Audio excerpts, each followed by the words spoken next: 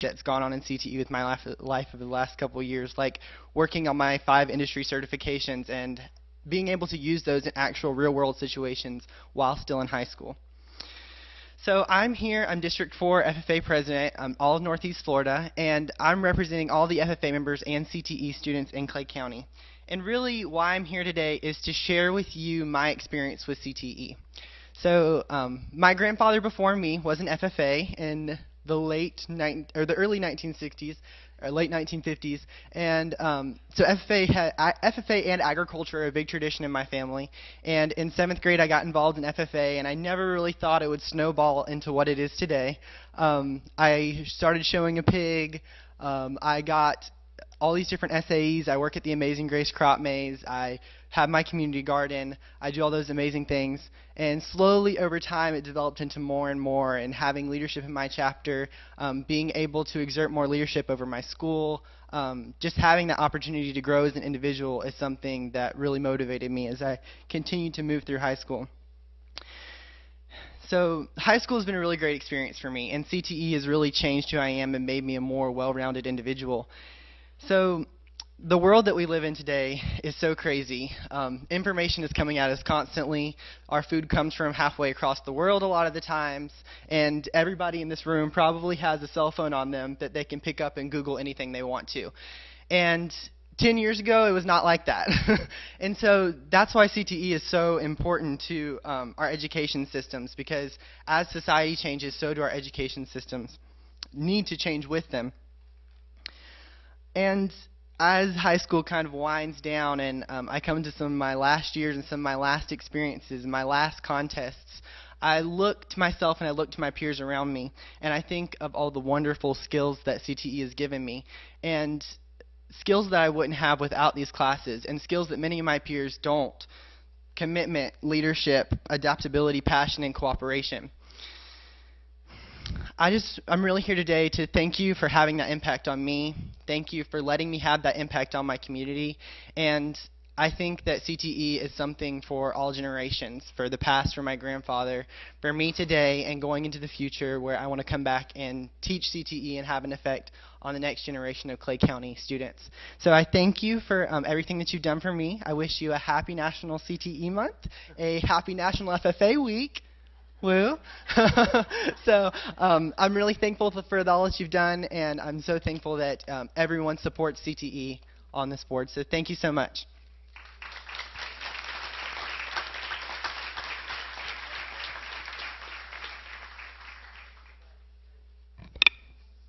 I mean, we can go home tonight, can't we? Not yet, because I have another treat for you guys. I've got Madison Moyer from Clay High School. Madison is a senior as well. She is going to attend Florida Institute of Technology this fall. What's so cool about Madison is she is in automotive maintenance and technology. Not what you're going to think when you see Miss Madison. So she's got some great stuff to share with us. And by the way, her principal, Mr. Kerry Dix, is here tonight, and so is her automotive teacher, Mr. Frank Mancuso. So that shows how supportive that program is as well. So Miss Madison, come on up.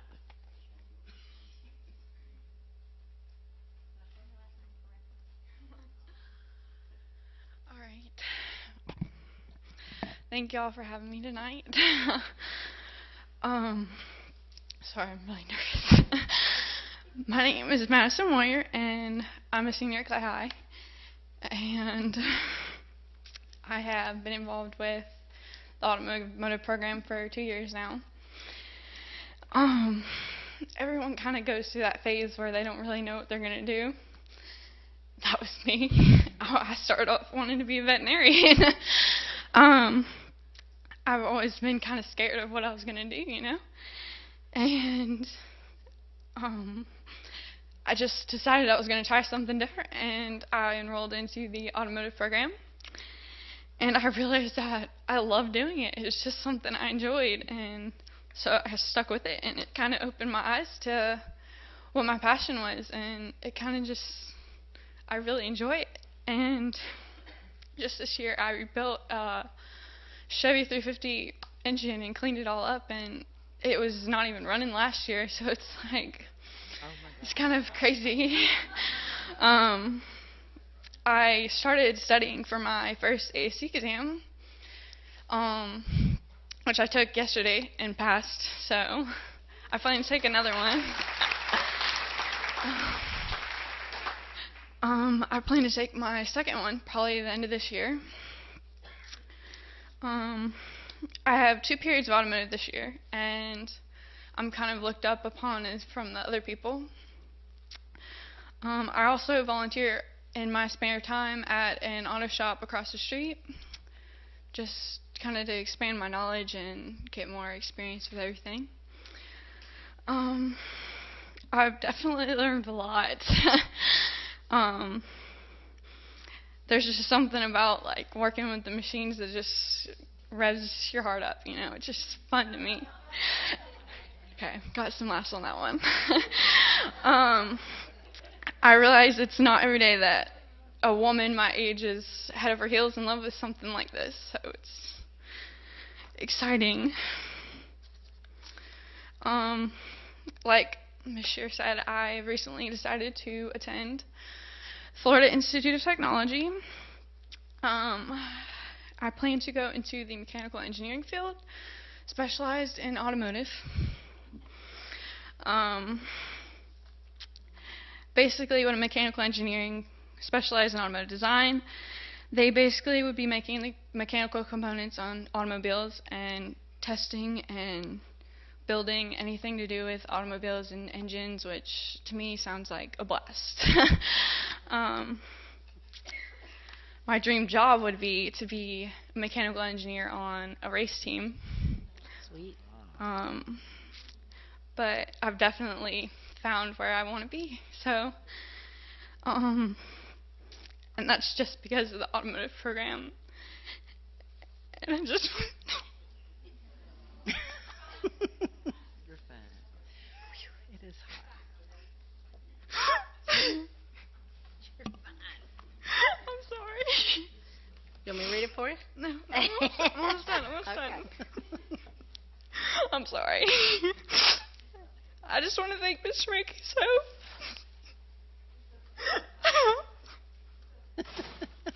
I'm sorry. That's okay. Thanks to this program, it's definitely inspired me to be different, and I've found my passion, and I really want to thank Mr. Mancuso for helping me with that. That's great. Hey, Madison, I just want to say something real quick to Madison. Is that Madison? I just want to say something real quick to you. First of all, I am so inspired by your story. And I will just say, for whatever it's worth, when I was a senior in high school, I took auto shop. I was the only woman, I was the only senior, and it led me down that same path. And so you are picking a great field to go into. And it's all about loving to work with your hands. So I'm very, very inspired by your story. And good luck. I wish you the best. That's great. So I told you all I was giving you guys a special treat tonight. 2 fabulous students who are very touched by what CTE does for them day in and day out. And you guys can see as well as I can that they're going to go off from Clay County and do great things. Hopefully they'll come back to Clay County to help continue and move us forward. So thank y'all. Happy CTE month. And as William said, happy FFA, National FFA Week. Have a good one. Okay. All right. We do not have any scheduled citizens requests, so I will last call for yellow cards. Are there any last-minute yellow cards to get turned in before we move to the discussion agenda? Okay. Moving to the discussion agenda, first item up, D1, is Superintendent's Update. Mr. Van Zant. Thank you, Madam Chair. And just to follow up, I was in Tallahassee, I think it was 2 weeks ago, and I'm rounding the corner, and I hear some familiar voices, and who do I run into but Mr. William Donahue, the young man that just spoke to us, and a group of kids from the Florida Farm Bureau, all sporting their blue corduroy jackets, all from Clay County, and they were waiting to see our senator, Senator Rob Bradley. and speak to him. And, as it happens up there, the schedules run late, and he was running a half an hour behind, however far it was. So they walked on in his office, and he very graciously invited me in. And I was just following up on our request. Each year we have some legislative priorities, and on the very top of those this year is a request to get some fixed capital outlay dollars to expand our academy offerings within the academies that we already have, make them look and feel a little bit more like what they already are, and get some of those tools and equipment and all the things that you need to make them look. And by the time that group of young people, there were 6 or 7 of them there, got done speaking, and we're ready to leave, and Senator Bradley's like, "What do you need, Mr. Superintendent?" I said, if that didn't convince you, I can't say anything more to it. I mean, our students out of these programs represent us so well. It made it really easy for me, just another middle-aged dude walking in like everybody else up there, just to say, hey, you just heard it straight from the recipients of who's going to be getting this appropriation. So that's great. Our kids do us proud every time. Miss Kelly Mosley had them all up there. They were dressed, their hair was combed, their shoes were shined. They were just a good-looking bunch, tell you what. For tonight, last month we were able to bring you a little news on our graduation rates, and about 2 weeks ago on Friday, I think it was a Friday before Valentine's Day, district grades were published. So this was the first look we got at how Clay County and all the other counties fared under the new Florida assessment system. And next slide, please. I'm happy to report to you that Clay County is an A-rated school district. We're on a climb to be a top 10 district. And out of the districts in North Florida that are an A school, I'm also happy to report to you that we seem to be the best stewards of our money. We're doing A work, and we've got a little bit less to spend than some of our neighbors across the river, but we're still getting the job done with what we have. So I'm very happy to report that to you. Oh, come on now. That doesn't evoke anything. We're a Clay district in the top. Goodness gracious. Thank you. And again, that is not anybody sitting up here on this dais. That is our teachers and our administrators and our support staff knocking it out of the park every day. The people in our instructional division, I was talking to some teachers today. We were talking supplemental materials and curriculum maps and how they enjoy what's there now because it's embedded and they can pull down. There's just so many things that you can pull into your lesson plans now, and our teachers are really doing some fabulous work in our schools every day. So I thank them for that effort. I thank our students for their great effort, and we're moving through this together. Next slide, please. Just to recap where we are over the last couple of years with our graduation rates. In the 11-12 year, we were a little bit below the state average, and based on the 14-15 school year, our rates have increased 9.5% over the last 4 years. And what I'm most impressed by is for the first time in history, Clay County is above the national average. Clay County is over 150 years old. We've never had a graduation rate to exceed the national average, and now we do. So again, thank you for all those that are making it happen for our students every day. Next slide. All you teachers. We have a very clear vision. We have lots and lots of work to do, which is great because we got lots and lots of people with their sleeves rolled up out there doing the work.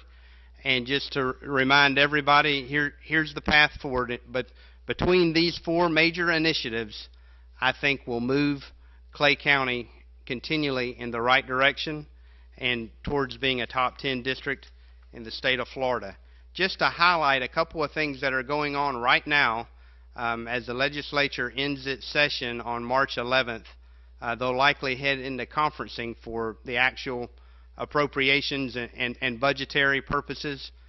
As that happens, we have several of our businesses here in Clay County that are supporting the academies of Clay. They're business partners in with these academy coaches. They attend the academy team meetings. They're investing time in mentorship with our kids. They're doing internships and externships. We've got all kinds of business partnerships going. And I'd like to personally thank Mr. Bill Garrison with the Clay Economic Development Council. He's worked with us, and many of these business leaders in Clay County are writing letters to the governor and members that chair appropriations committees in the legislature to help us push forward the board's legislative priorities and to try to find a few more dollars to invest in our students. So we've built a great coalition, and that community engagement part, we talk a lot about the academies. We have exciting stuff to share out of STEM.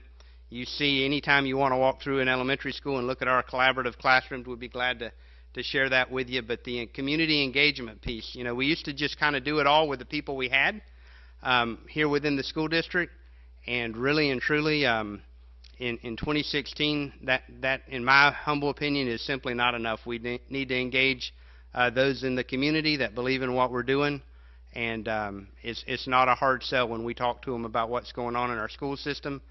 They're very happy to come alongside, so I'm thankful for that.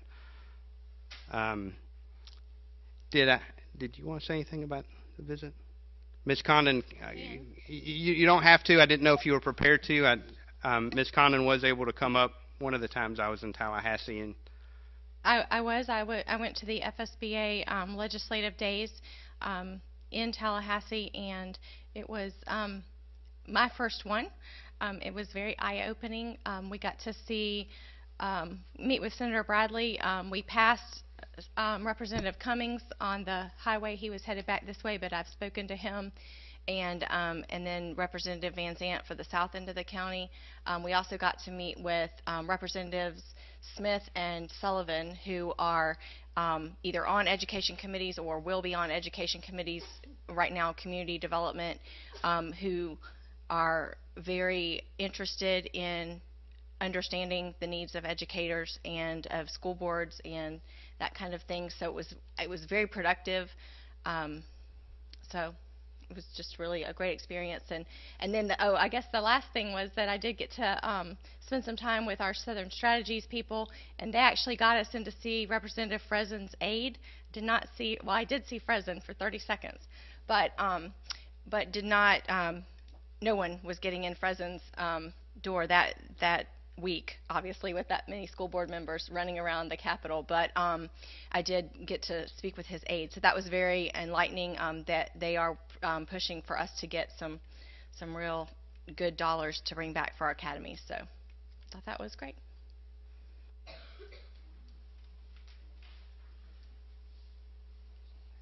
Okay, thank you. All right, our next item is D2, Human Resources, Special Action A. I'll entertain a motion. I'll move approval. I'll second.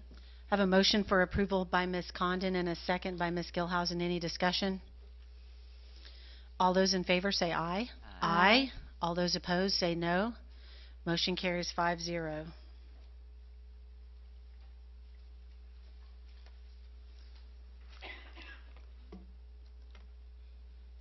Just for a second here. Okay. All right. Our next item up is D3, Legal Services. We do have one card on this one, and so before we bring this to the floor, Ms. Tracy Butler. Thank you, Tracy Butler. I represent both CESPA and CCA, and my information is on file. The union provides legal representation for its members, and that representation is for matters regarding employment, accusations, and certificate issues. However, it is not the responsibility of the union to provide representation to employees when they are subpoenaed to give testimony in lawsuits against the district or testimony in custody issues regarding their students. That representation is the responsibility of this district and has always been provided by the district's legal department. However, for about a year now or a little more, our teachers have been calling our office and stating that they are not receiving support in this area, and this is of great concern to me as an advocate for our teachers and support personnel. I would like for this board to speak with Mr. Sykes about this. It should give you great concern that this is happening. These cases have always typically been handled by the attorney. He has always given our teachers support. And these lawsuits are filed against the district. These are not lawsuits that are filed against a teacher or a support personnel. So it is in this district's best interest that they give support to those teachers, and is a very stressful time for them. Thank you. Thank you, Ms. Butler. Okay. All right. Item D3, legal services. I'll entertain a motion. I'll move approval. Actually, we don't know. We don't have a motion on this yet. Okay. So, Ms. Carrick, I believe this was, you wanted to bring this item? Actually, this was just discussion from last Yeah. month, to discuss what to do with it. And I think Ms. Butler has a point there about our legal services. I'd like to ask Mr. Sykes if the employees do contact him, would he follow up on it and prepare them if it's, I think the case she's talking about is a deposition that has to be given, or it was somebody was subpoenaed. So Yeah. Well, it can be very I've spoken with this teacher 3 different times. What it refers to is a matter that there's litigation from 2010 in which has been previously settled by the school board, and there is no pending action against the school board. What specifically she wanted was a copy of her statement that she gave to Mr. Bickner. Mr. Bickner didn't leave that file, nor did he brief me in any way, shape, or form in this case. I've looked into it. I have no copies of any statements that she's given, and I can't give that information to her. As to the other side of the coin, when teachers call me up and they ask me about depositions, if they are being sued and if they are being subpoenaed in their official capacity, that is part of the function of the school board to represent them. But if they're not being subpoenaed in their official capacity and they're being subpoenaed as a fact witness, this person is a fact witness to a get-together that occurred off duty, that's not part of the function of the school board. 1 second. Mr. Otto, I'm sorry, but you are not allowed to approach this. Excuse me? I don't have a card for this on this from. I don't have anything here. Anyway, the bottom line of it is that when teachers are subpoenaed to testify individually, if we want to change the policy, if you take a look at the school board policy on what the school board attorney does, it says the following: the school board shall obtain an attorney from outside of its own membership who shall act as a legal advisor to the school board and the superintendent. The school board shall provide a written contract for the attorney. Special counsel may be retained to assist the board attorney in any litigation or other matters when specifically approved by the school board. That's it. It says nothing about representing teachers individually. When they're to be fact witnesses. And in fact, I will tell you that in other governmental capacities, it's the same thing, and that the counties do. Other school boards do it the same way. The school board attorneys systematically do not represent teachers as fact witnesses.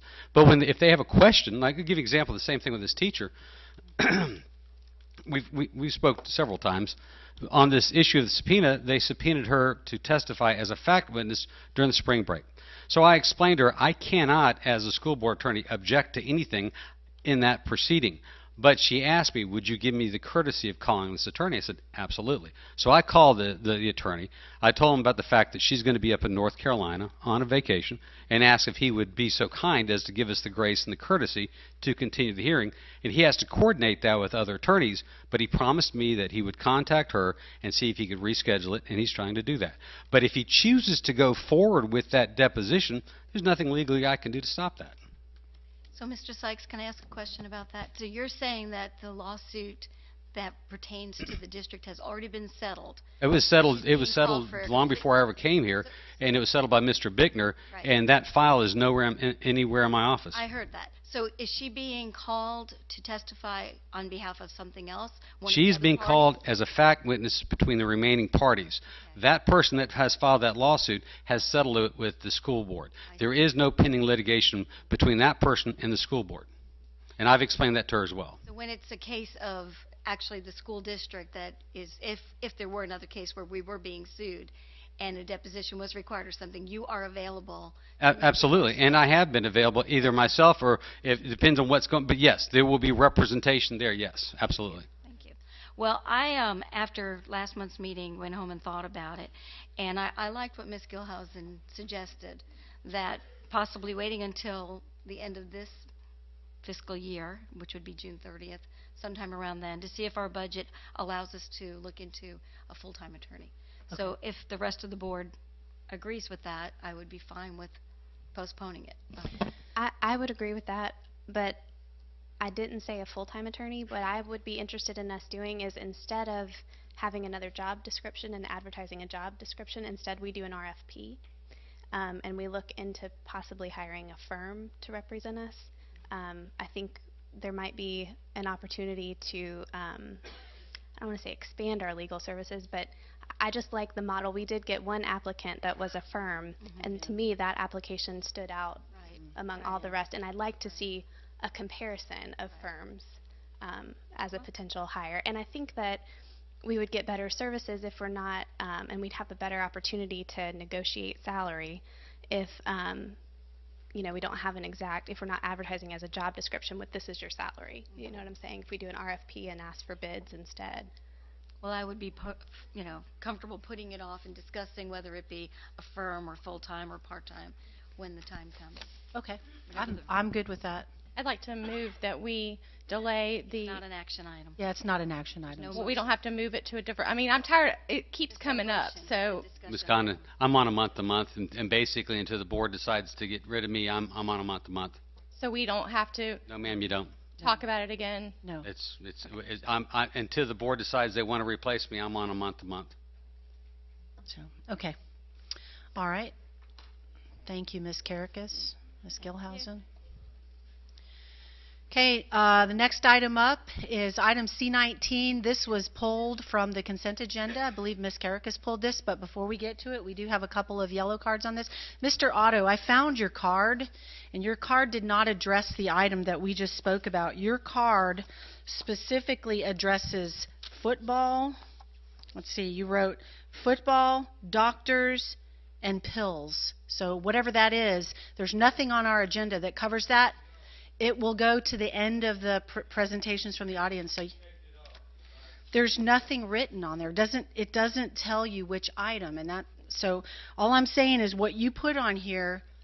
We don't have any item on the agenda to cover that, and so this will be covered at the end of the meeting. You'll get a chance to speak. It'll just be at the end of the meeting with the other ones. Okay? All right. C19, Ms. Paiva, you have a yellow card. This item is budget amendments for the month of January 2016.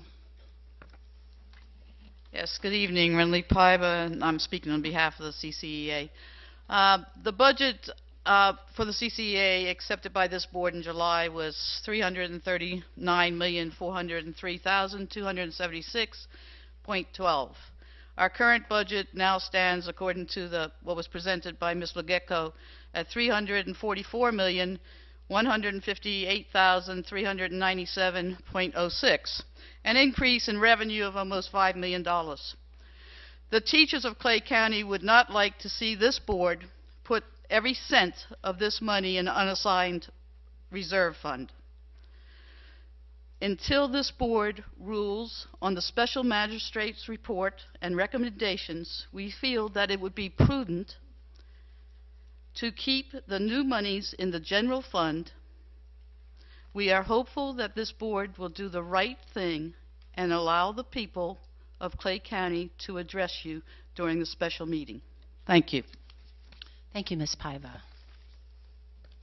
Okay, Ms. Victoria Kidwell.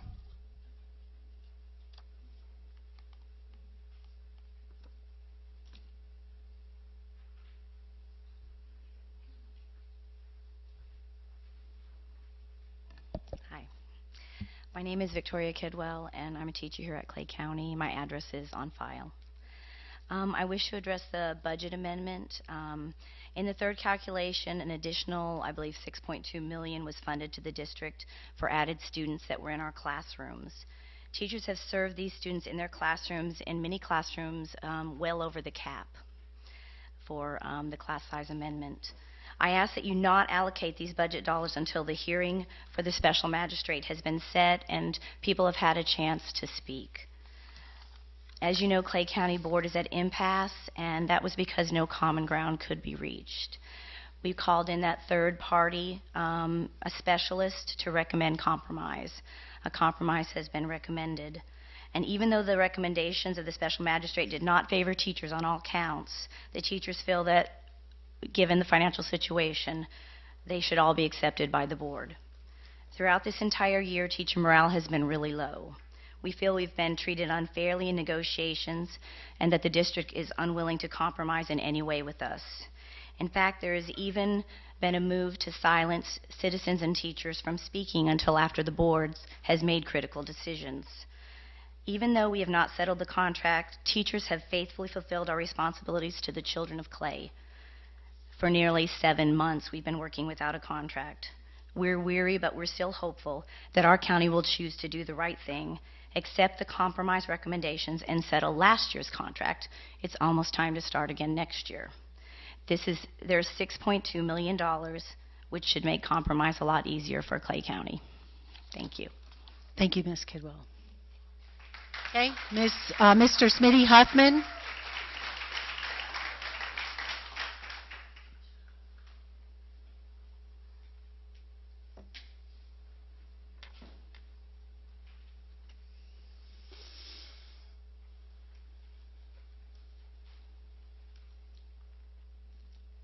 Smitty Huffman, my information is on file. As usual, I started off to say one thing, now I'm going to say another, so here we go. First of all, my concern about the quasi-judicial hearing, and it's a policy in the school board, and I realize that. We had one of those when we had Mike Ford incident.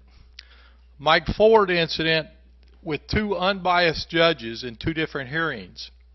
They decided and made this as the part of their final judgment in both of those hearings. One was an unemployment hearing, and one was a hearing for professional practices. That there was an incomplete investigation from Clay County Schools in the incident. Information provided by Human Resources inconsistent with the facts. Witnesses testifying for Clay County Schools not credible with the facts. And no reasonable explanation for Clay County Schools not to provide unemployment benefits. In addition to that, they found that the ESE department provided information not consistent or credible with the facts, and the witnesses for Clay County Schools were not credible for the facts. Mr. Huffman, I'm sorry to interrupt you. What does this have to do with item C19 budget amendment? Oh, I'm going to explain that. That's included. Okay. All right. All right. The expense for the legal fees for this particular quasi-judicial hearing where people were not allowed to speak, which was at a school board meeting, all right, and the expense for the legal fees for Clay County Schools for this particular incident was over $200,000. Okay. Now, the next thing I would say is the cost to the teacher and his career and family for 3 years on this issue, it still hasn't been settled, even though the state has reinstated his certification. So the term quasi-judicial hearing concerns me, and I know you were not involved in that. So I'm not saying that about you, and I know you weren't involved in that with the Human Resources Department. So this is not a personal thing. That is a policy that is rarely used in the state of Florida as a quasi-judicial hearing. So that cost the county $200,000. The next thing I would say is there's 2 decisions of this current school board at the very first meeting of this current school board. All right. And can I have like 30 more seconds? Yeah, you can. Well, right. you can have about 15. All right. Okay. I interrupted. All right. Okay. And one of those decisions was that lawyers could not introduce agenda items. That was at the very first meeting. That was voted on by the school board. The second thing was the superintendent's ability to spend the original $3,000 without board approval has been raised to $50,000. And I do understand that a lobbyist was hired. And actually, I think the lobbyist is probably a good idea. However, the last decision by the school board was not to hire a lobbyist.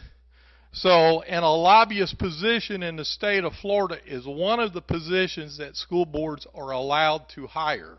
Okay, so I just wanted to point that out. The other thing is all these decisions were unbiased judges that made these decisions, including the information in the current impasse, and there's $6.2 million that's been added. And the unbiased judge suggests three things. Number one, that it was not unreasonable to pay new hire, or it was unreasonable to pay new hires 3 years higher on the salary than current employees. Two, it was reasonable to pay teachers at least $1,000 to raise the level closer to the state average, as long as there was increase in the budget, which there was 6.2. And then the last thing that the unbiased judge recommended was that Clay County schools pay a portion of the health benefits, because they haven't done that since 2007. Okay, thank you, Mr. Okay, Huffman. thank you. Time's way up. Sorry. Okay. Okay, sorry about that. That was like 5 minutes. That's all right. Okay, item C19, budget amendments. I'll entertain a motion. I'll move approval. I'll second. Have a motion for approval by Ms. Condon and a second by Ms. Gilhousen. Okay, Ms. Karakis. Well, I pulled both of these, and really I can talk about them both at once, C19 and C20, just for the simple fact that I wanted to make sure that all 5 board members were aware, since we are responsible for the budget, that is, budget and policy falls solely on us, that we were all in agreement, or the majority or whatever, to put this extra, and really it's the 6.4 minus the categoricals, the replacement of allocations, and terminal pay, which really leaves 2.5, to putting this 2.5 in the reserve balance. And not just, you know, it was placed there in January without any discussion, and, you know, I don't know if the superintendent spoke to any of you, but certainly not me about it. And I think as board members we have a responsibility to the citizens, to our constituents, to our children, for us to be making that decision. And so it's okay if that's what you want to do. I just want to make sure that we're all aware that that is where it's going. And I almost think that it would be better at this point, based on what they've just said, to maybe create a new account to put that extra 2.5 in, not put it in the general fund or the reserve fund, and put it off to the side until we do settle this special magistrate and decide where we're going from there. I know years ago when we had that race to the top dollars, we put it in the reserve fund balance, and I don't remember the amount at the time, somebody else probably does. It was like maybe $12 million. And, you know, if you look at our fund balance, all of a sudden it spikes up for 2 or 3 years, and then it comes back down as if we actually had that money. But that money was earmarked for something else that couldn't be used. So I just felt very strong that before we just approve this in the consent agenda, that this is really important to make sure that we're all aware. And, you know, we have 2 new board members on that, you know, you're doing, you know, you're understanding, I know, but just to make sure that everybody's aware that this extra money is going in the fund balance. And I just felt that it was something as a board, we, the 5 of us, the 5 board members, should possibly discuss, or, you know, it should be our decision if that's where we want it to go. And that's why I pulled it, because I just felt it was too important to be in the consent agenda and just slipped right through. You know, it's on January's financials, nobody's looking, just approve it, we're done.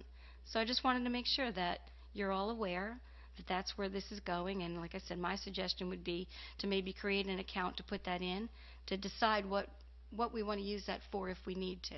And, you know, our original plan that was voted on last year was to get to 2.58 by the end of this year. So maybe put enough in there to get to 2.58 and put the remainder in another account and follow our plan the way we were doing it.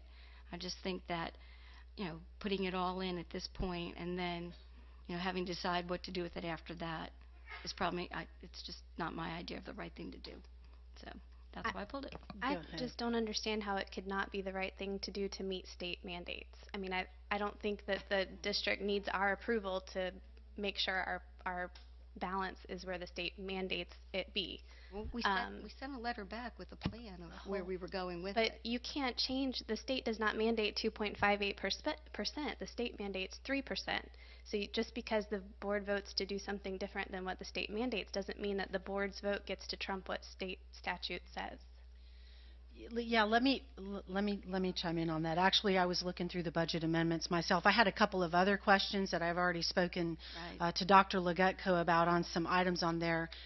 But yeah, I'm not real sure about what you're talking about. First of all, you're saying 2.5 million extra dollars going into an extra account. Here's the thing. When we decided when we said let's get to 2.58, we chose that number because that's the best we thought we could do. Okay? However, if the tide be turned and we're able to do better than that, that's what we need to be doing. That's the right thing to do. We need to get to 3%, and we need to get this district healthy before we start thinking about creating other accounts and stashing money in other places. We have to get healthy first. That's excuse me, could I please have some quiet in the room?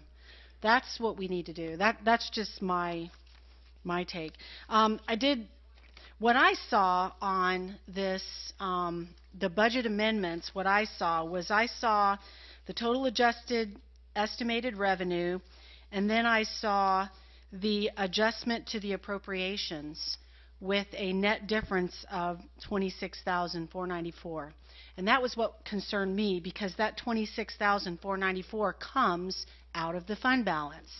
And so I was a little concerned about that. And as I started looking through the line items on the revenue and the expenditures, there were some things in there, and I've spoken to Ms. Legutko, or Dr. Legutko, about those already today. Specifically, a couple of things that have to do with, if you guys go through, if you look at the line items on there and you go to the third page where it's under general fund, I was concerned about one area where looked like we were saving money from energy services and moving it over to material supplies. And there's a lot of moving money around, which I understand we need to do that, but in one of the other departments, they actually had to increase their energy services. And so it was important.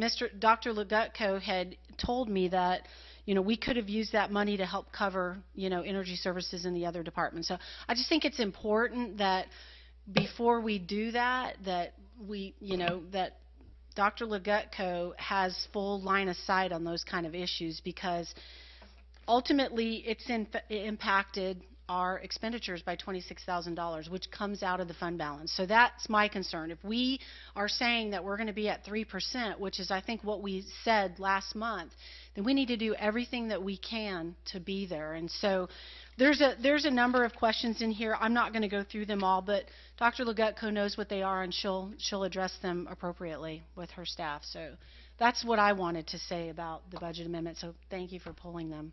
But I do feel very strongly about that we need to get to 3% if we can. We need to get where we can, and then once we get to 3%, then we can start talking about other things. So well, it's nice to know that we're all reading the budget and that you were aware, because I just wanted to make sure that this is something that the board is aware of and that it's not just being pushed through. No, I think we're all reading it. Okay, Ms. Condon. I have a few things to say. One is that I did kind of take offense to that comment about the consent agenda. I read the consent agenda cover to cover, and in fact, I go in and spend time with senior staff and get my questions asked, and I don't wait for them to call me. If I have questions, actually, Dr. Legutko and I spend quite a bit of time talking through my questions and things like that. And because I do that, one of the things that I know that a phrase that she uses all the time that is accounting ease is generally accepted accounting practices. And to go and create another account to put the money in, you can't just go do that. That's moving money around into different books and things that you can't just do. She has very specific rules about where she can put money. Excuse me, we have a board policy that talks about how conduct is to be at board meetings, and I'd appreciate respect. Please, thank you. And then lastly, I would just say that we all received the same letter from Linda Champion, and it was specifically addressed to us as board members and the superintendent, and it expressly said that we were not to allocate money to any other things beyond our budget that was approved in September outside of meeting our fund balance. And once we received that letter from her, I mean, that was, I don't know how everyone else felt about it, but to see my name addressed on there was eye-opening, to see that she's holding us, she and the rest of DOE are holding us accountable to get that fund balance back where they expect it to be before we go and do other things. Any other comments, Ms. Stutter? Do you have anything? Or boy, things like this bring out the worst in people, doesn't it? I don't think so. I have a question of Dr. Legutko. On this 2.5 that's going to be put in the reserve, after backing out the categoricals, the allocations, and the terminal pay, we've talked about this many times. If that's put into the reserve fund, I'm trying not to get into a legal situation since we are in negotiate or at impasse. I don't want to go there. Well, then don't. But what I would like to know is if that's in the reserve, the board would have the, I guess I should ask the attorney this. The board could, if they deemed at a later date for a need for some of that reserve money, the board could take that back out of the reserve, could they not? Before I would tell you yes, I'd have to double check that. Off the top of my head, I don't think so, but I don't know. What I would have to do is I'd have to do some research, and I'll be happy to get with Dr. Legutko and take a look at it. But I don't think going in, rating that balance or that reserve is something that we can do just willy-nilly. Willy-nilly. There's got to be a process to it. Willy-nilly, I'm talking about for if you had a purpose. Well, you're also talking about violating state statute. I mean, if we have a minimum requirement of 3% and you go in and rate it and drain it below. Ms. McKinnon, I waited patiently for all of y'all to talk, and I would appreciate it if you'd give me the same opportunity. That's fine. We all know that we have been in a difficult financial state here lately. I was thinking about this meeting that Ms. Karakis referred to. We had it at the Professional Development Center. I think Dr. Copeland was still here then, wasn't he? You weren't here yet, were you? Wasn't Dr. Copeland still here? And you ladies were on the board, okay? Because I was trying to think how long ago that has been.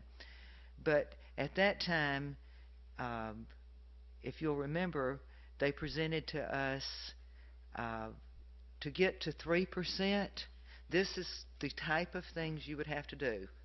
A, B, C, D, E. We all said no. The district can't stand that.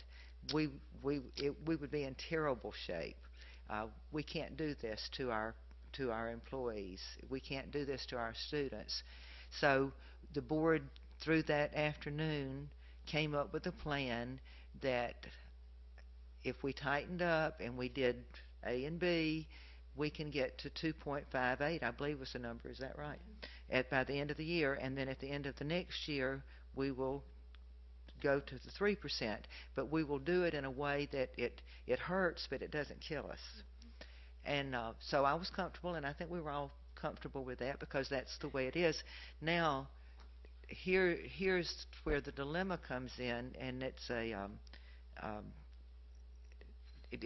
to me, it's a dilemma. It's not apparently to some of you, but we did get this extra 6.4, and by the time you back out the categoricals, the allocations to cover the allocations that we had already approved, and the terminal pay, that left 2.5, and it was placed over in the reserve fund, which makes good sense. I mean, that makes really good sense. And I heard Mr. Van Zandt on TV say, this gets us to 3%, whoopee, and I thought, well, that's good. But then something else came into play over these last few weeks in my mind. We have 5,000 employees whose health insurance continues to rise, but they don't get raises, and they're actually making less money then because of the cost of the health insurance going up, which we can't help. I mean, all the school districts in the state of Florida are held captive by these health insurance. We're doing the best we can, but gone are the days where the single employee, was free. I mean, I wish it was that way again, but in my mind, and I don't want to get into the impasse situation. This is why I'm almost afraid to say anything. But in my mind, I'm thinking, it kind of reminds me of last month when we were going to move everybody everywhere, and we were just going to do it. We had a motion and a second, and it was going to be gone away. I just think that we probably need to give this some deep thought, and so.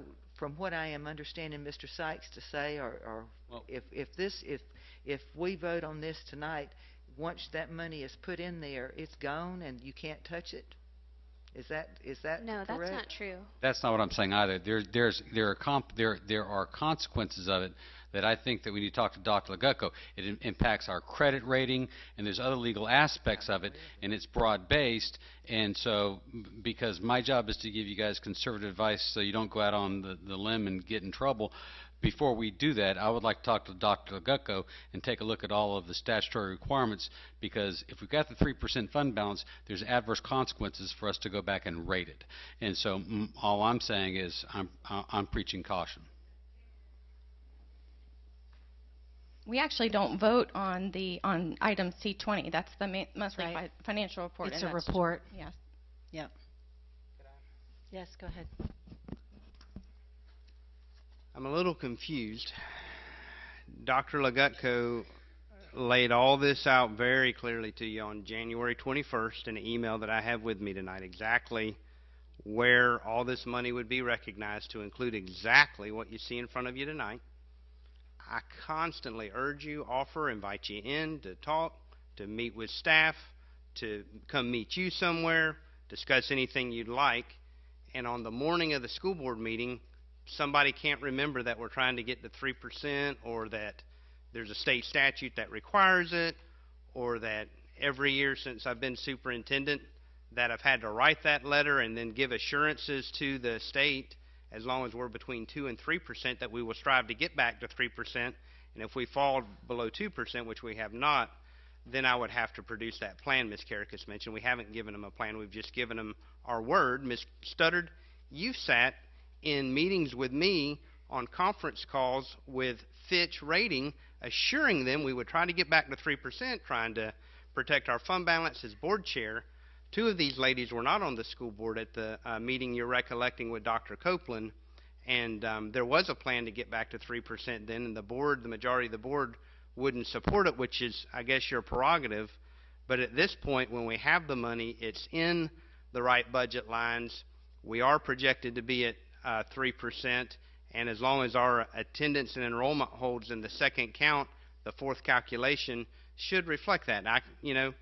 We're never exactly sure till we get the calculation, but it's my job as superintendent, one, to literally answer the mail from the DOE and from the Florida legislature. As a constitutional officer, I did swear an oath to uphold the Constitution, and that Constitution's interpreted further to me through Florida statutes, which I aim on meeting everyone that I possibly can, and since we have the ability to meet it, I think that we should.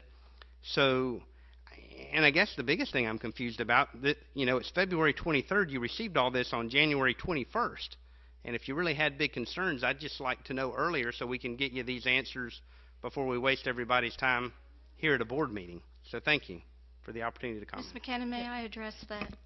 Yes, Mr. Karakis. Mr. Van Zant, the plan for the 2.58 was actually unanimous. We all did agree on that when we approved that prior to these two board members coming on. It wasn't shot down. And I kind of take offense to you thinking that you're the only person we can speak to. The board here is responsible. You compile a budget, you bring it to us, but we're the ones that should be discussing it.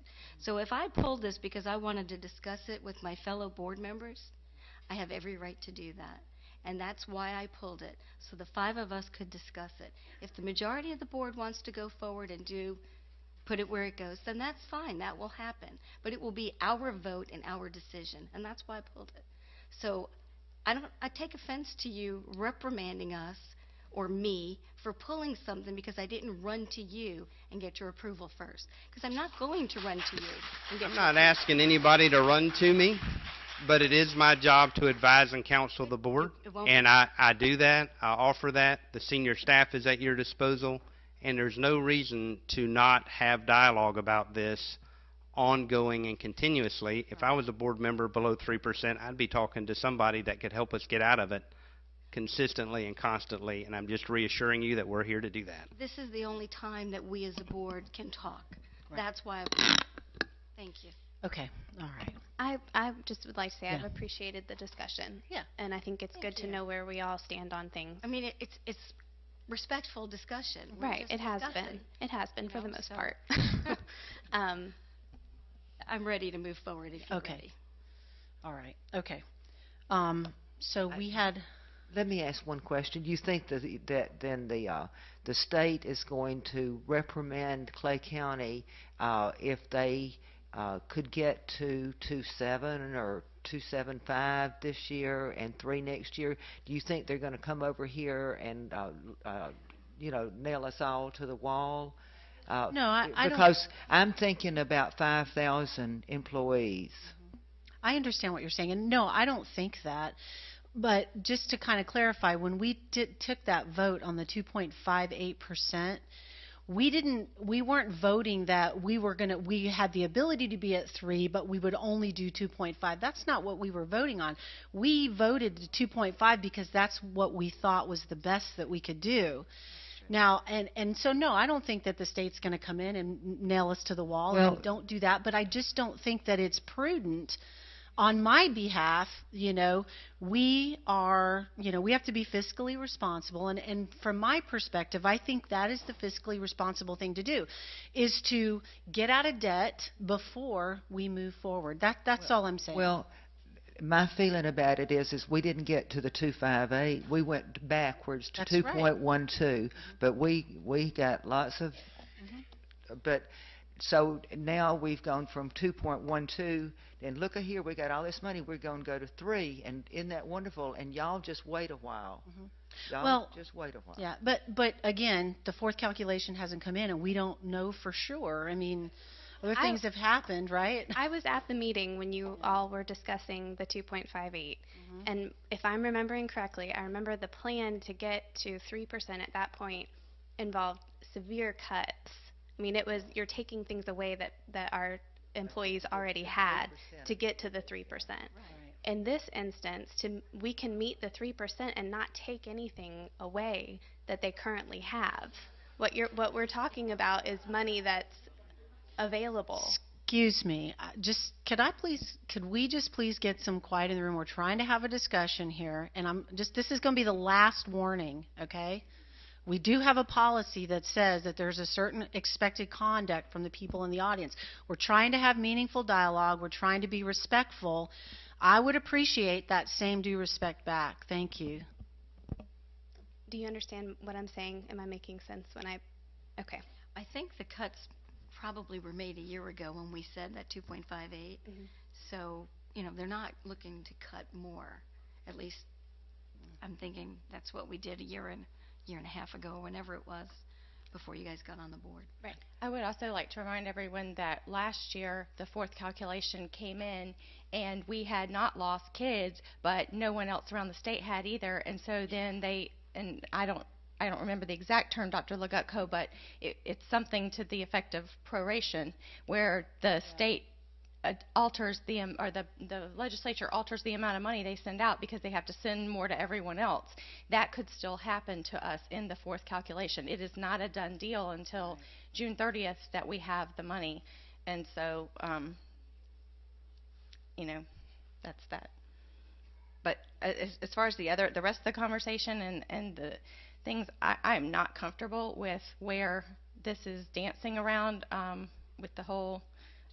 Just go ahead and take the vote. Okay, so I had a motion for approval and a second. No further discussion. All those in favor say aye. Aye. All those opposed say no. No.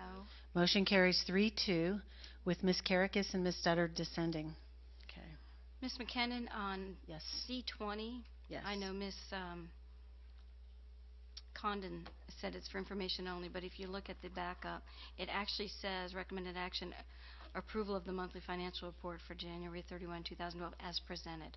Yeah. So I think we probably... Well, we'll vote on it, but I vote remember on we it. had this discussion a while ago when we all went to our FSBA training. Reports are not something that you have to approve, so that's why we moved them back to the consent agenda originally.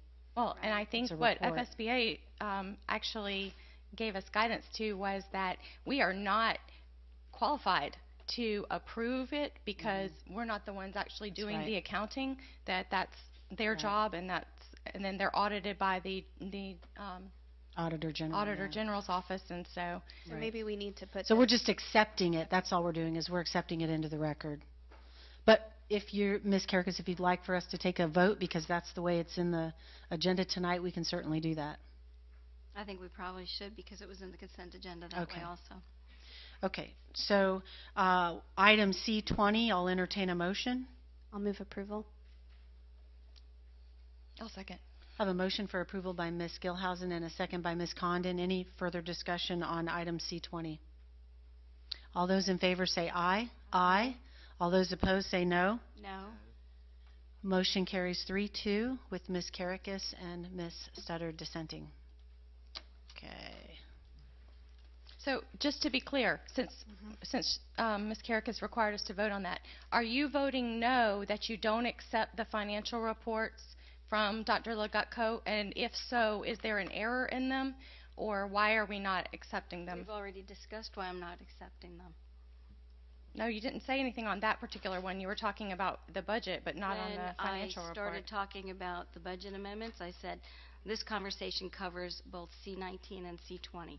So I've already covered it. I'm not repeating myself. Okay. Okay. Next item is D4, attendance boundaries, realignment for Plantation Oaks Elementary and Oakleaf Village.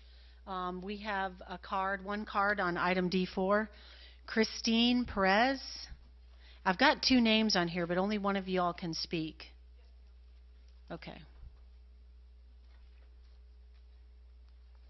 And I do need an actual address on here, or you can state it into the record, one of the two. Okay. If you could just state your name and address for the record. Christine Perez, 1415 Eagle Crossing Drive, Orange Park, Florida, 32065. Okay, go ahead. You have 3 minutes. Thank you. Thank you for having us and allowing us to speak to you. I've lived in the Oakleaf community for the past 10 years. I moved here in 2006.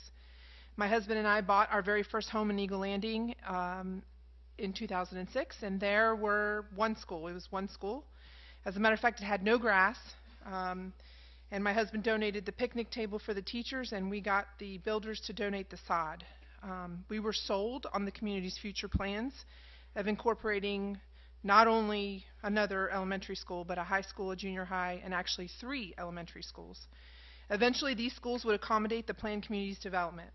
So 10 years later, I'm here to petition your attention, as well as on behalf of many, many concerned parents, regarding the overgrowth and the situation at Plantation Oaks Elementary specifically. I witnessed the fall of the real estate market, and now I'm feeling the growth, and it frankly is an answer to prayer. We all are homeowners, and we're thankful for the growth.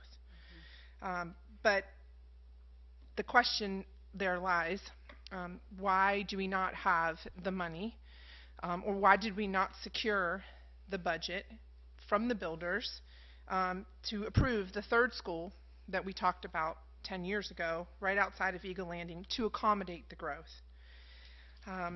After all, the builders, and a lot of them I know personally, are selling the properties and the proximity of the schools to their sellers. I mean, it only makes sense. I'd love to buy a home close to my children's school. And along those lines, I know that had they been asked, they probably would have committed. So, again, I'm here today with the petition of several other parents for you all to consider our children and specifically their safety at Poe next year. I am told, and please correct me if I don't have the facts, I am told that there are 1,313 children enrolled in Plantation Oaks Elementary currently, and we are expecting another 345 in the fall.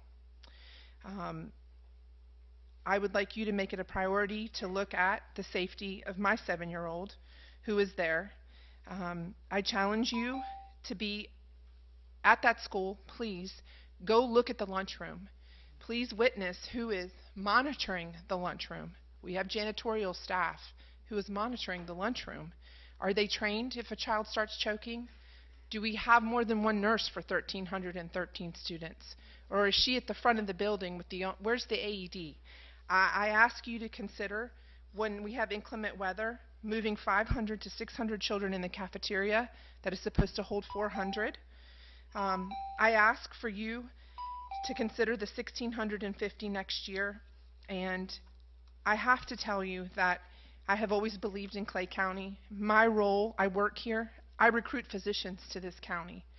I have to be honest with you, the last 3 conversations I've had with physicians, they have brought up the fact that they have seen or they have heard that we're having issues. That doesn't make my job easy. And we have so much industry coming out to Cecil Field. We have so much growth in Clay County and everything that I've been proud of. And I know that that's a big picture, but the schools, that's the reason why you buy homes if you have children. Okay, you thank check you. that out first. Yeah, I'm sorry, but Okay, thank you very much. I apologize. appreciate that. So, in closing, I ask you to consider, because you've been entrusted with the decision making, and you have been entrusted to take care of our teachers who are stellar, and I feel that they're overloaded and they're stressed. Please consider all avenues to make our kids safe. Please consider getting a budget to alleviate the overcrowding, build the school, or redistrict and rezone as you have been entrusted to do. Thank you.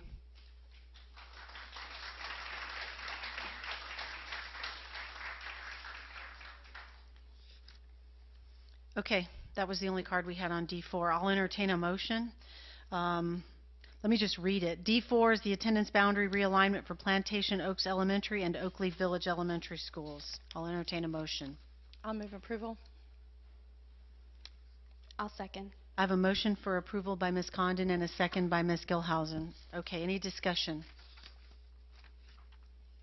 Okay, all those in favor say aye. Aye. All those opposed say no. Motion carries 5-0. Okay. D5. D5 is to reclassify Argyle Elementary School from a pre-K to 5 to a pre-K to 6th grade. I do not have any cards on D5, so I'll entertain a motion.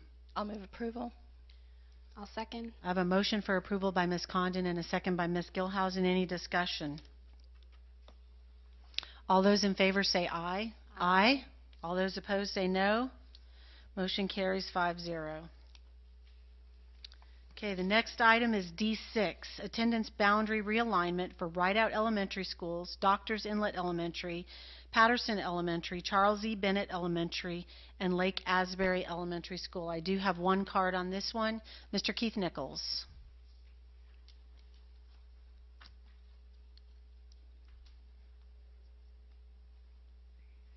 Yes, ma'am. Keith Nichols, and my address is on the card. And I have spoken to this before on several occasions, and I just wanted to point out to y'all that once again, Shadow... Okay. Reset. That was quick. That was quick. Anyway, I just wanted to point out again that Shadowlawn is not even mentioned in this. And right now, we still have kids that live in the walk zone for Lake Asbury Elementary that's being bused to Shadowlawn.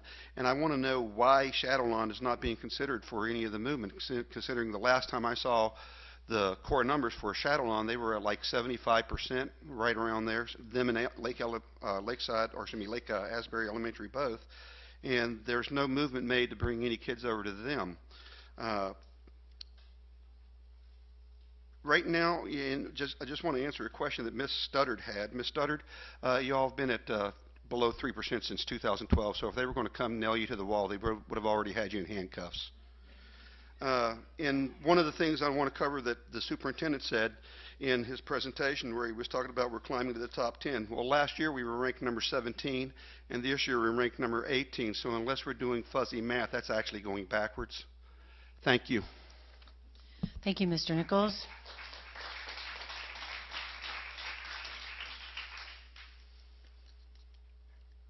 Okay, I'll entertain a motion for approval on item D6.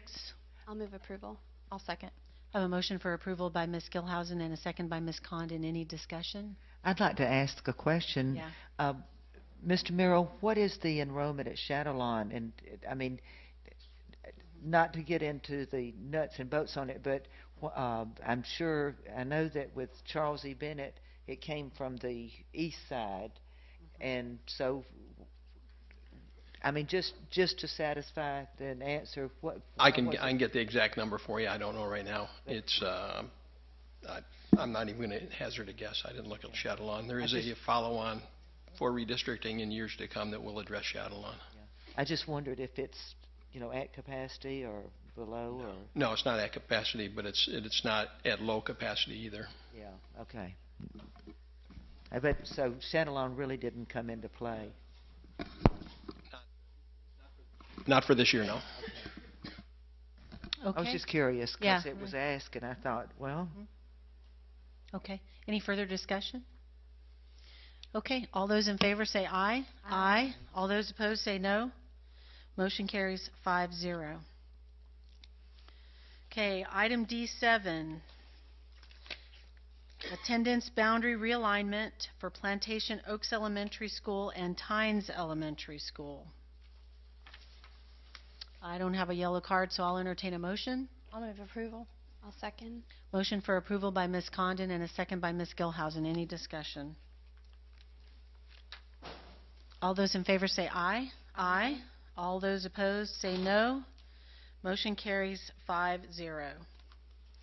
And then lastly, item D8 is attendance boundary realignments for Green Cove Springs Junior High School, Wilkinson Junior High, and Lake Asbury Junior High School. I'll entertain a motion. I'll move approval. I'll second. Motion for approval by Ms. Condon, second by Ms. Gilhousen. Any discussion? All those in favor say aye. Aye. All those opposed say no. Motion carries 5-0. And then D9, attendance boundary realignments for Clay High School and Middleburg High School. I'll move approval. I'll second. Motion for approval by Ms. Gilhousen, second by Ms. Condon. Any discussion? All those in favor say aye. Aye. All those opposed say no. Motion carries 5-0. And then lastly, item, yes, yeah. I just want to commend Mr. Merrill for coming back with maps that were less painful than last month. Yeah. And it seems like it's going to affect less Very people. few, yeah. And so, thank you, Mr. Merrill. Yes. You're welcome. I would echo Ms. Carrick's sentiments, and I also wanted to say that I, as the new liaison to the BCC, I did actually have a conversation with Commissioner Chairwoman Hutchings and about this, because I had questions about it and about the questions that came up that we hadn't planned. And while the school district had planned and the plans for school number 3 were out there, what she explained to me was that over the past few years, a number of those pieces of property were zoned to light industrial and not planned to have families on them have been rezoned as residential. One of the ones, the new ones that's coming, Arbor Mill, was supposed to be a town center originally, and now it's going to have 1,000 homes. So Mr. Merrill does have his work cut out for him, and I echo your sentiments, Ms. Carrickas, that I know he's only been in the position for 18 months and really works hard for us in that, and to really understand the impact of how things have changed out there. I would also just like to add that I think we're all aware that the housing market is bouncing back, especially in the northern part of our county, and this isn't a problem that's going away. I think we're going to have more of this in the future, especially since we didn't do some more drastic measures this time around. So I think it's something we all need to be considering and talking about, and building a consensus for what we think is a palatable decision. Right. And I just would also like to echo Ms. Carrick's sentiments, but I also want to throw a kudos out to Ms. Cornegay and Ms. Emily Weisskopf for handling a terrific parent meeting out at Argyle Elementary School, in which we got all those parents together, and it was a great meeting. It was a workshop where everybody was engaged in coming up with ideas and solutions on how we could resolve this problem and affect as few people as possible. So they did a great job in leading that, and I know myself, Ms. Studdard, Ms. Carrickas were there, and it was truly a collaborative, in the spirit of collaboration. It was truly a collaborative event, and kudos to Mr. Merrill for making it all happen. So good job on everybody's. Ms. Studdard. Let me make a comment, Yeah. please. Mr. Merrill, when you first showed me this, remember what I said about redistricting? I said, you've never been through this before, have you? Now you've been through it. Now you get it, right? It's not the most fun one can have. But as far as the lady who spoke about the Eagle Landing School, when we did get property for a high school or junior high and the 3 elementary schools, but I just want to make it clear, we can't just sit up here and decide that we're going to build a school.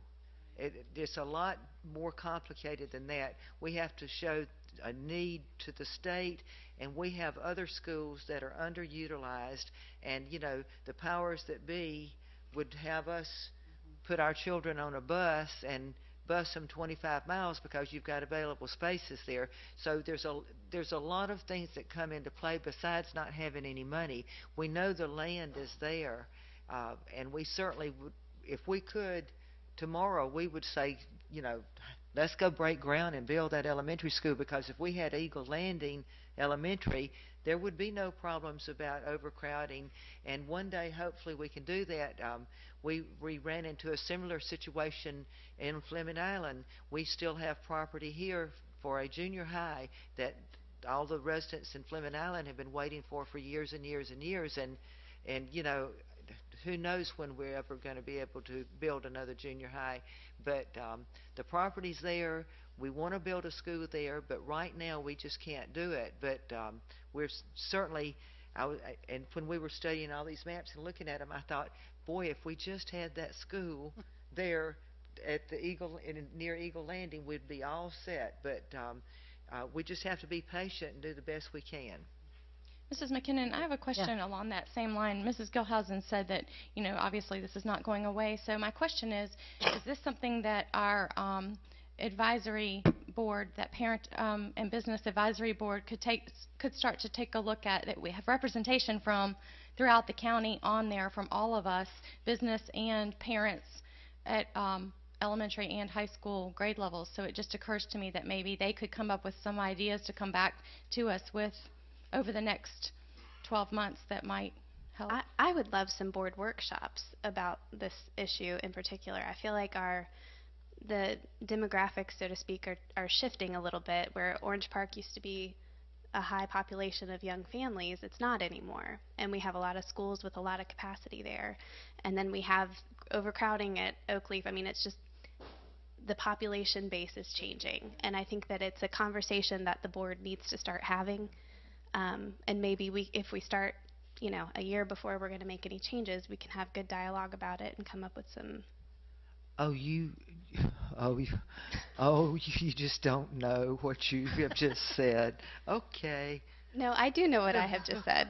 I do know what I have just said. Mrs. Studdard, speaking from experience of having done it years and years. It's and painful, years. but that's what we're elected to do. We're elected to make the tough decisions. You're right. At workshops, we should. I would agree. Do that.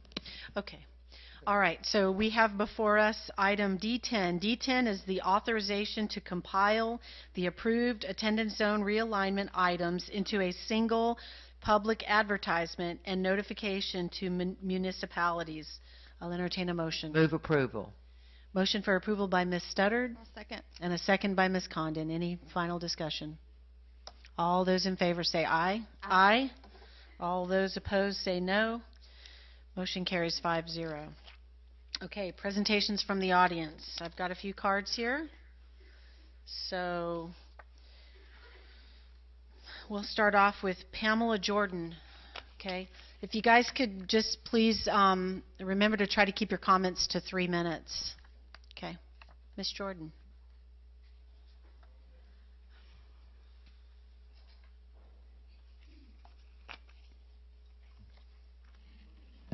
Good evening. Thank you for this opportunity to speak. I'm Pamela Jordan, and I'm a teacher here in Clay County. I'm just here to urge you to please accept the special magistrate's decisions on the issues that were submitted to him. Each item that we asked the magistrate to consider and to make a judgment on was reasonable and well within the realm of possibility.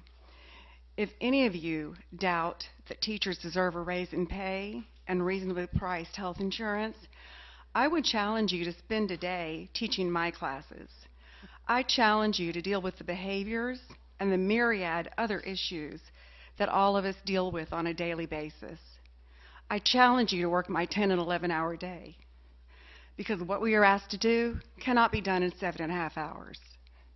I challenge you not to leave at the end of the day emotionally and physically drained. Finally, I challenge you, after all of this, to tell teachers they do not deserve a raise and the respect of this board. Thank you. Thank you.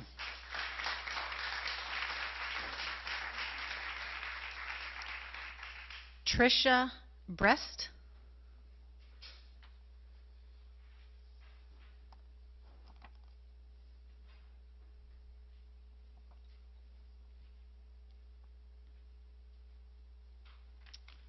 It's down so. Hi, my name is Tricia Brest, and my address is on the card. Okay. Several years ago, when my kids were very young, they asked a friend of mine if their daddy was dead. At that time, my husband was XO of a U.S. Navy S-3 squadron, and a jet in his squadron had crashed. We lost 2 men in that crash, and due to my husband's position, I knew I'd be having a lot of people over to my house, and we would be having conversations that were not for young children's ears. For that reason, I had a close friend of mine take my children to her house. As much as my friend tried to protect them, they heard similar discussions at her house, too. My children had not seen their father that day, and they weren't able to go home, and they were hearing about a plane crashing. Being the intuitive children that they were at that age, they pulled my friend aside and said, "Is our daddy dead?"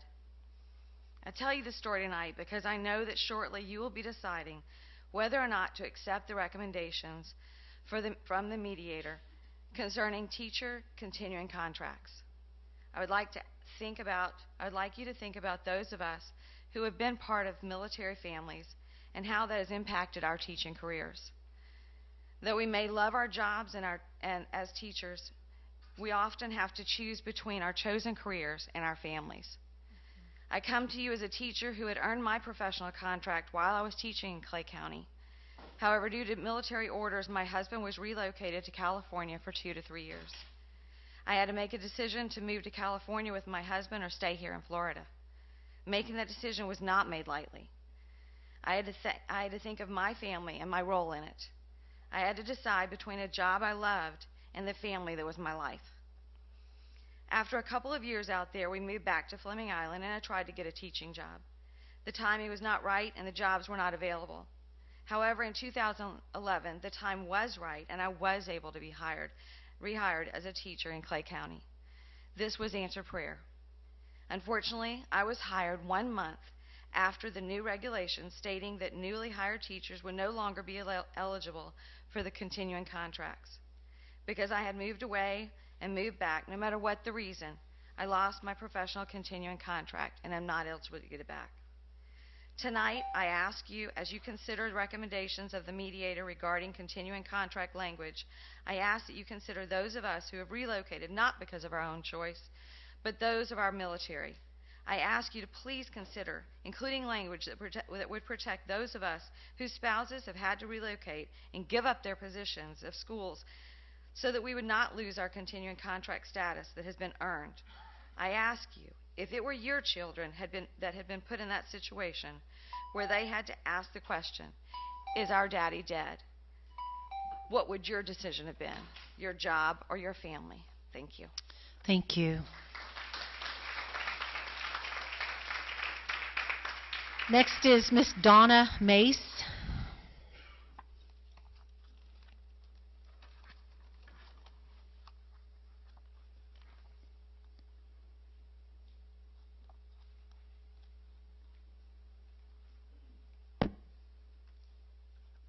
Good evening. My name is Donna Mace, and my information is on my card.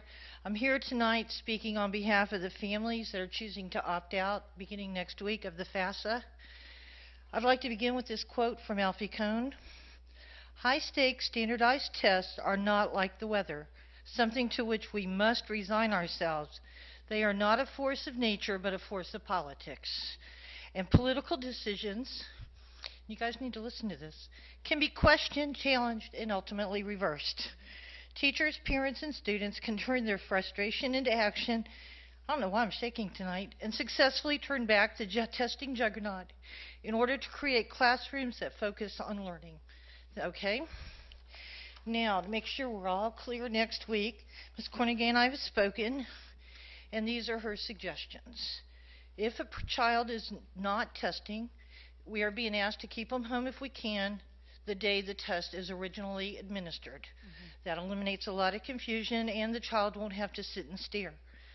On a makeup day, the child will be given the opportunity to either break the seal or sign on the computer and complete the directions given by the test administrator. The child will answer no questions and then will submit the test as completed.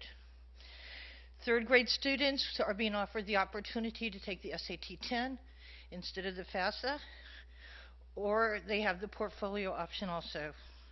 10th grade students, their parents know the child will need to take the ACT or the SAT and earn the appropriate concordant score in order to graduate if they don't take the FAFSA. I think, is that what we agreed on, I think, in our conversation? That's what I've shared with the other parents in Clay County. Some of them will not be able to keep their children home the day of testing, and they know their child will have to sit and stare. We understand for FAFSA rights that that's a state law this year. They wanted to make it a little harder for us. So the parents will be making individual decisions about notifying their child's school about their intent to refuse the test. I'll be glad to pass on any other information that the district thinks is important for our parents. And we keep talking about the state and their mandates, and I had a whole nother ending. But first, be sure if you haven't been that you go to floridachannel.org and you see what the House has been doing to us this week. It's not kind. And here's what I've been living by lately. Stop asking why they keep doing it and start asking why you keep allowing it. Thank you. Thank you.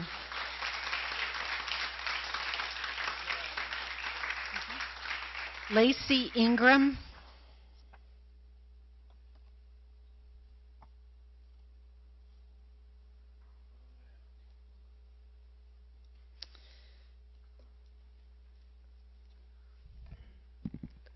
My name is Lacey Ingram, and I live at 3570 Russell Road. I'm a student at Lake Asbury Junior High. I will not be taking the FSA. I have been invited to join NJHS, National Juniors Honor Society. The same week I received a letter inviting me to stay after school for tutoring to prepare for the FSA. It happened because I get low scores on the standardized tests, but high grades at school. I don't test well because every time I test, I panic. Every time I panic, I end up guessing answers on the test. It would make kids around the state stress-free and teachers preparing and taking the test. So some kids get so freaked out that they cry and feel like a failure. Teachers are freaked out because, for example, one of my teachers said, "I don't like the idea of this test because all of my classes end up with so much homework. I stay up all and they stay up all night, and she stays up all night grading papers." I don't think that teachers should be evaluated on my test scores. Please help in high stress testing. And I would also like to say that I was accepted into National Juniors Honor Society. Thank you. Thank you. Lillian Raposa.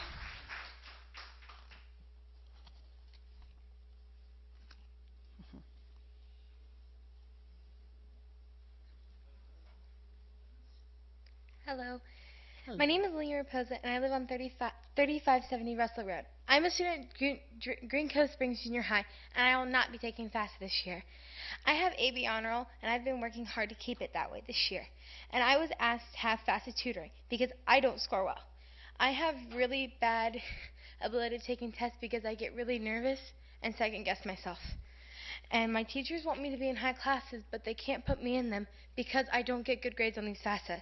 Now, I know teachers try hard to make sure that we are ready for the test, but not all of us can test well. Just imagine you're in a room and all you hear is clicking, and you stress out because you know you can pass it. You say you can do it. You say you can do it. But when you finally get the answers, they go blank because you're under so much stress of what will happen to you. A lot of teachers know we can do this, but a lot of kids have problems taking tests. Now, I can understand you want to make sure we know what we're doing in these classes, but you don't have to put such a big stress on a test, maybe like an EOC or an end-of-semester test. Just an easy, not really an easy one, but a good test to help us, not this big test that can impact us in the long run. I hope you'll take my words into consideration for the future. Thank you. Thank you.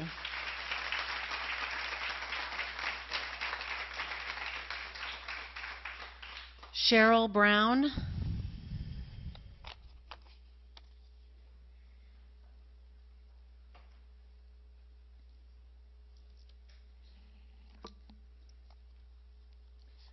My name is Cheryl Brown. My address is on the card.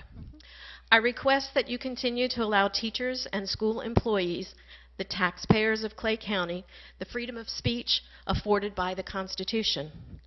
On behalf of the teachers at my school and in my district, I request that you accept the unbiased recommendation of the special magistrate. Thank you. Thank you. Laura Mayberry.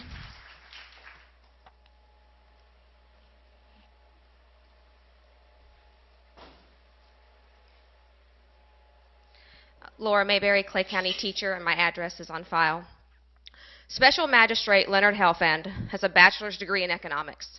He earned his law degree from the University of Miami, and as an FSU fan, I will forgive him for this egregious error in judgment. He's worked as a mediator, arbitrator, and special magistrate since 2007.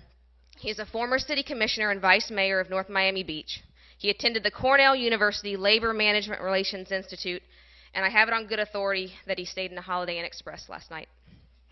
Special Magistrate Leonard Helfand agrees with the teachers of Clay County. He stated in his ruling that treating teachers as valuable, respected professionals with job security is in the interest and welfare of the citizens and families who utilize our school system. We are asking you to stop hiding behind your rigid interpretation of state law and make a bold move to support your teachers. Many other counties in Florida have done this, and they have not received pushback from the state. The special magistrate also agrees that we should receive seat time points for in-service trainings. If I had an in-service point for every time a trainer said, "You're probably already doing this in your classroom, we're just calling it something different," I could recertify until I'm 80. And at the rate things are going, I'll probably still be working here. The special magistrate also agrees that the board should increase their insurance contribution.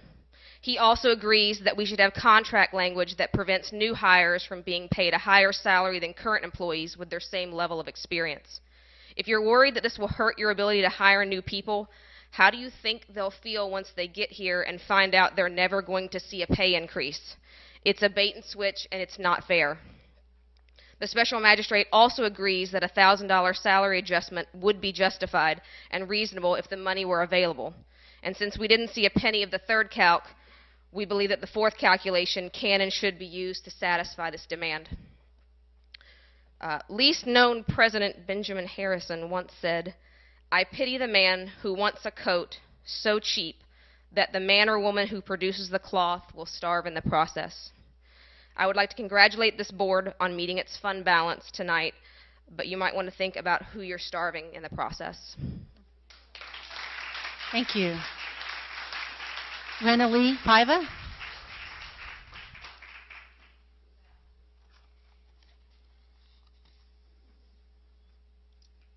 Good evening.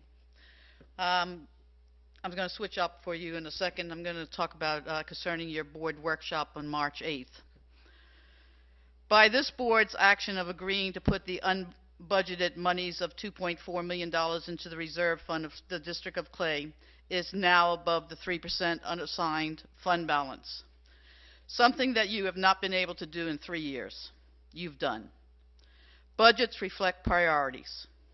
Therefore, the CCA has no interest in being a part of any workshop concerning the raising of taxes in Clay County. In fact, the CCA does not support any raising of the property tax, nor do we support any raising of the sales tax. We believe that raising sales tax will put a huge burden on the citizens of Clay County. Clay County is not a tourist destination, as St. John's is. It is not an urban county, as Duval is. So raising a sales tax would be paid for over and over again by the citizens of Clay. Most of the teachers of Clay live in Clay, play in Clay, and eat in Clay. So the burden of increasing the revenue falls squarely back on the very people that I am trying to get a livable wage for. The very people who have not received any increase from this district's general fund since 2009. Therefore, let me be clear. The district received the second highest fourth calculation last year of $4.1 million, the second highest in the state. It received an $8.1 million new dollars in the beginning of the school year and a huge third calculation of $6.2 million. We believe with the added students' revenue that the board should display better oversight as it pertains to the expenditures at the district. The CCEA believes there is no need to increase anyone's taxes, but rather a huge need to be better judgment and use better insight when deciding the district's budget. Budgets reflect priorities. Priorities that so far leave the employees of Clay County out of. You know, Ms. McKenna, you said a little while ago, you kind of shocked that you got to 3% so quickly? I didn't say I was shocked. Okay, well, you had a plan to get to 2.5%, but you got to 3%, and you did it faster than your plan was.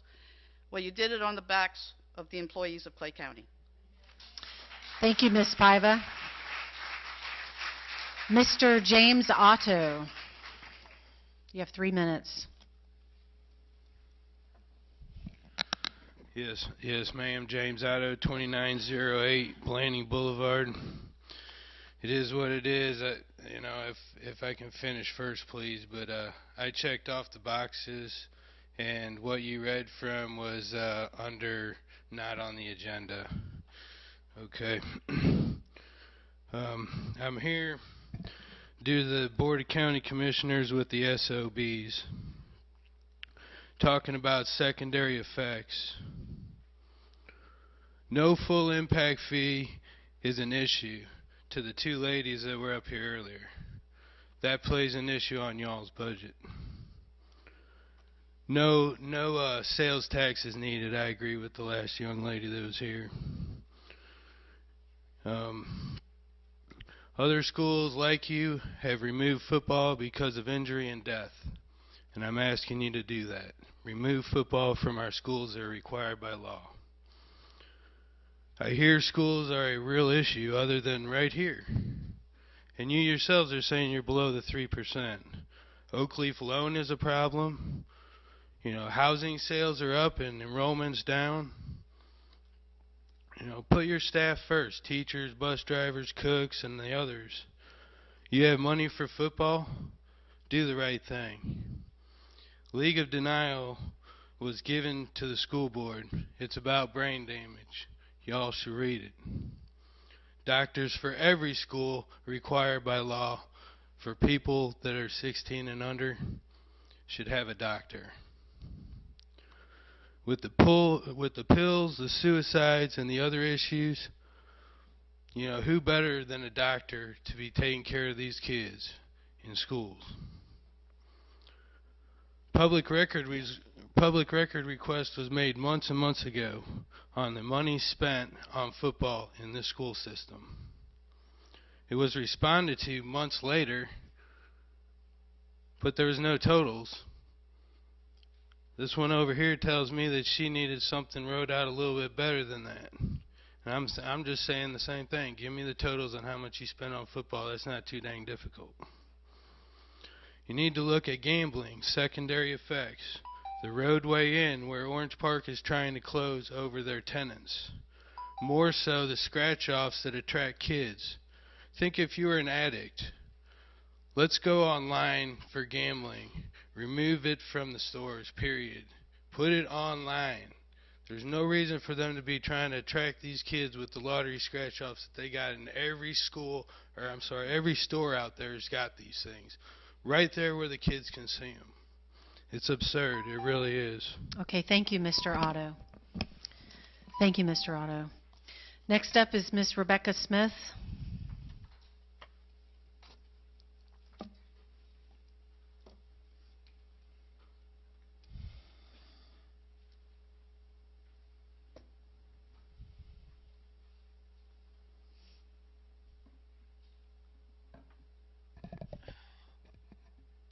My name is Rebecca Smith. My address is on file. I would like to speak to you this evening about impasse. As you know, I've stood here many times speaking on behalf of support people and as well as teachers. We're all hurt down here, as you know. Y'all, every time we turn around, we hear, wait to the third calculation, wait to the second calculation, now it's wait to the fourth calculation. We've been waiting for over 6 years for a step increase. So we've been working without a contract, doing our job as y'all would like us to do. Now the magistrate has made a decision. Us, the union, is going to be respectful. We hope the school board will be too. All we ask is that you do the right thing. That's all we're asking. You can't expect your people to continue on this path and keep good quality people here working for you. We represent Clay County, and I'm glad because I live here. My grandchildren go to school here. My children graduated from here. I'm very proud of Clay County. But we need to make decisions. You say live within our means. We do. We cannot afford not to. Y'all are stewards of the budget. And it does reflect priorities. And your employees have no, we feel like we don't have no place on that as being priority. Action speaks louder than words. I'd appreciate it if you do the right thing by your people. That's all I got to say. Thank you, Ms. Smith. Last card is Ms. Butler, Tracy Butler. You're good? Okay. All right. School board requests. Ms. Karakis. You want me to start? We'll just go at random. All right. Well, listening to Ms. Paiva today, that she doesn't want to have a workshop. We called a workshop at the urging of the teachers and our support people, and with the intention of if we were to do something, they would be working very closely with us. And if they're not going to work with us, I think we probably should cancel the workshop.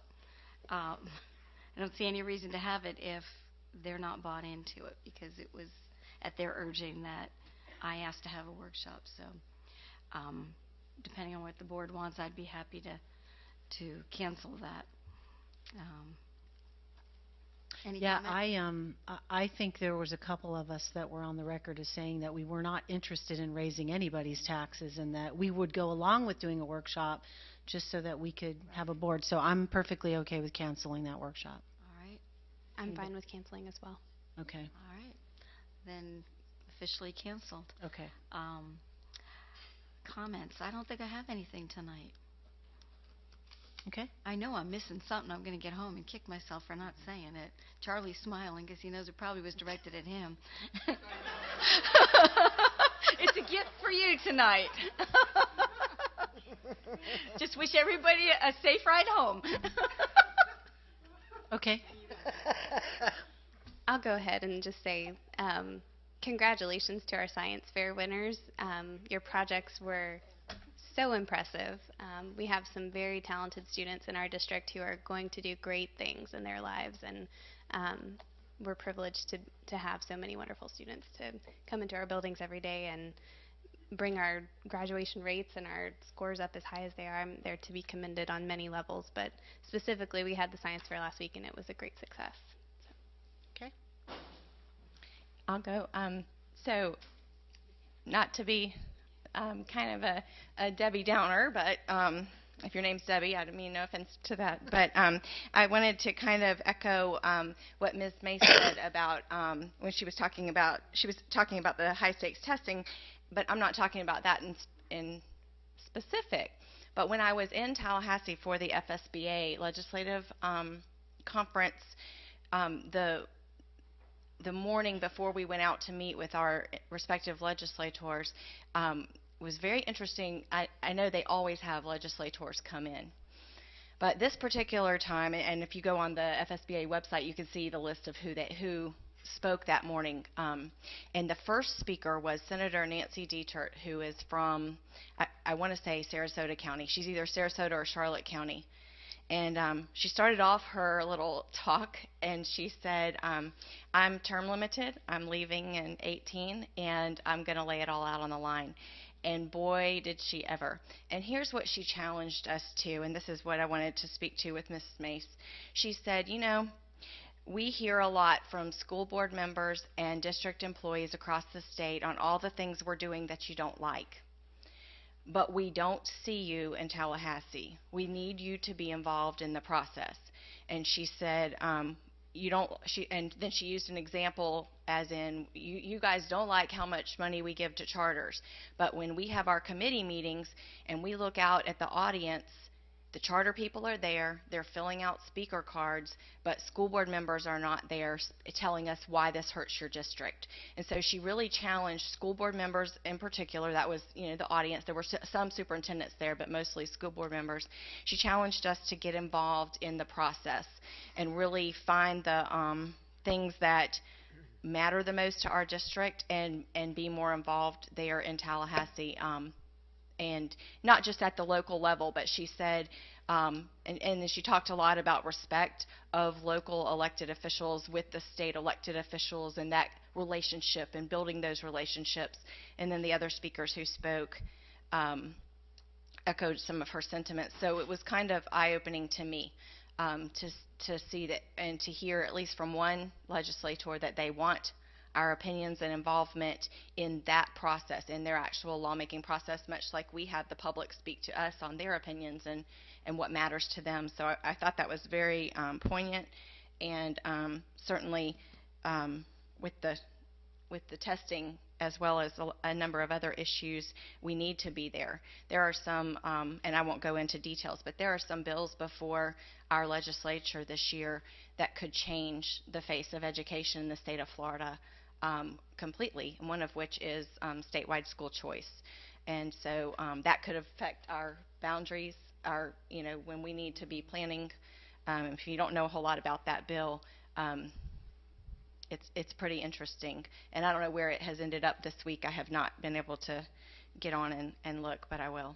So I would just ask that we pay more attention to those things. I know we do. I know we give legislative priorities, but to actually be involved in the process is important.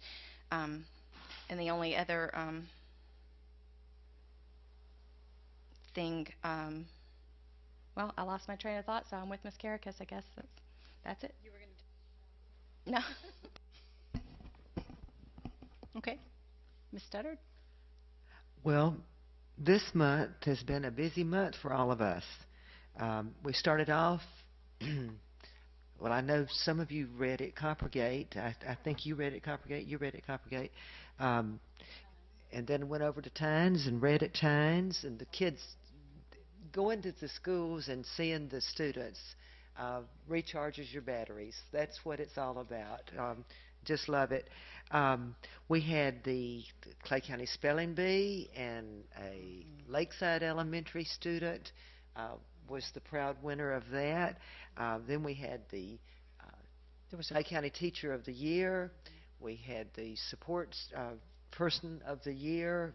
Let's see, he was from W. Cherry, and the Teacher of the Year was from Ridgeview. Look at there. There's a proud Ridgeview teacher. We also had a great day from early morning until night at the science fair. Those projects this year, I'll bet none of us could explain some of those projects. They were outstanding, and it was a job well done. Even though when we were serving their lunch, the power went out, and they had their cell phones to shine on the cookies to see what kind they were getting, because it was dark in there. Let's see. I believe that. Oh, and then we had the meeting up at Argyle, trying to work through trying to find a better plan for the district lines for the schools up there. But it's been an interesting month and a busy month, and but it's that time of the year, so I know we all enjoyed it. And I tell you, if you ever just get a chance, and this is for people who are watching on TV too, if you get a chance, go out to our schools and see what's going on. There's some good things going on. Our teachers and our principals are just so proud, and would love to have you come in. So that's it. We also had a great choral concert. Oh, the choral? Too. Yeah, which was outstanding. Yep. It was over the top. I really enjoyed that one. So, yeah. Yep. Chorus. Did you already go? Okay. All right. Well, I just want to echo everything everybody else said. I was actually out of town last week. I was in Washington, D.C., enjoying some time with my son, who I don't get to see very often. But so I did miss the science fair, but did get to attend some of those other events, and it has been a busy month. And so that's all I have. Just want to wish everybody a great week, and be safe. Superintendent? Nope. I don't have anything else. We do have executive session immediately following over here. Do you have anything, Mr. Sykes? Okay. Attorney request? Okay. This meeting is adjourned.